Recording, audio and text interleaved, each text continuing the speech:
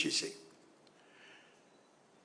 ఒక్కసారిగా ఇదంతా కూడా బయటికి వచ్చిన తరువాత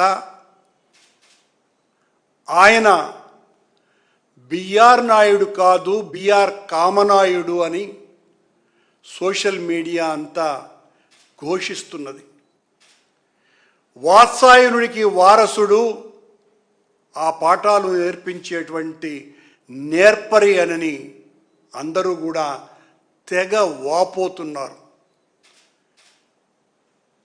ఈ ఉదయం ఆ బిఆర్ నాయుడు గారు పోలీసులకు కంప్లైంట్ చేసి తన అఫీషియల్ ట్విట్టర్లో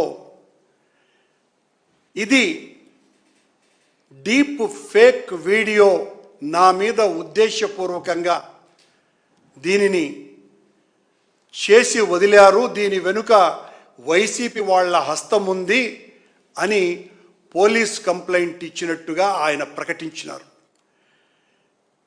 నేను ఉదయం ఈ వార్తలు చూడడం ప్రారంభించిన తర్వాత ఈ ఏఐ టెక్నాలజీకి సంబంధించిన అనేక మంది నిపుణులతో నేను మాట్లాడటం జరిగింది.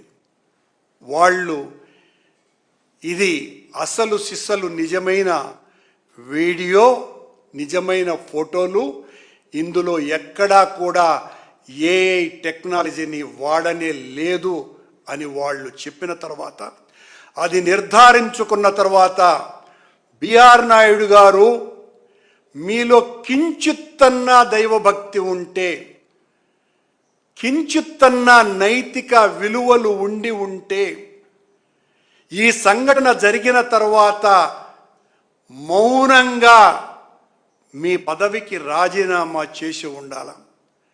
మీలో ఏ కోశాన అపరాధ భావన లేకపోగా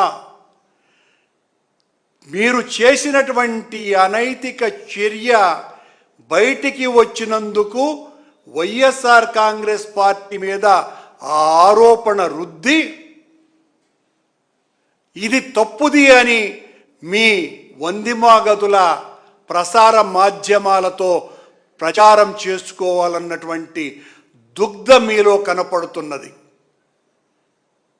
సరిగ్గా 18 సంవత్సరాల క్రితం ఈ రాష్ట్ర గవర్నర్ ఎన్డి తివారీ గారు తన ఎద మీద ఒక మహిళ ఉన్నటువంటి ఒక ఫోటో బయటికి వస్తే, ఆనాడు ఏ టెక్నాలజీలు దీని మీద విచారణలు కూడా లేనటువంటి రోజులలో వెంటనే ఆయన తన పదవికి రాజీనామా చేసి ఉత్తరాఖండ్కు పారిపోయినాడు. ఎస్వి